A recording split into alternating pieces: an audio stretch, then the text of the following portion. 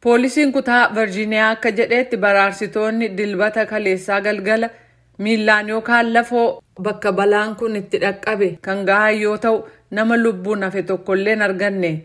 Xayyaarri kun buufata xayyaaraa Tennessee irraa ka'ee bakka karoorfameef New York ga'uuf yeroo jedhutti gara kibba dhihaatti deebi'e.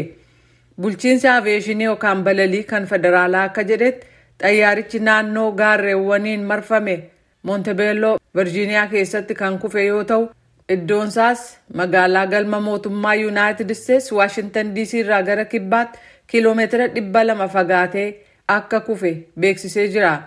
Jeettonni waraanaa lama xayyaara dhuunfaa kan kutaa magaalaa galma mootummaa Washington DCtti dhiyoo jiru gararraarraa balali'aa ture faana bu'uudhaan sagalee guddaa yookaan sonic boom jedhamutti gadhiisan.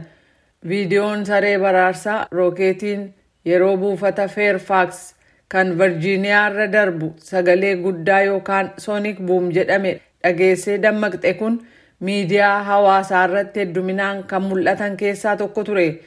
Ajajni ittisa haleellaa yookaan sodaa samiirraa kan United States kaabaa yookaan NORAD ibsa baaseen xayyaaronni waraanaa lameen ariitii sagaleen ol ta'een akka imalan ayyamameeraaf jedhe. Kunis sagalee guddaa qilleensa keessatti uumee jira jedheera.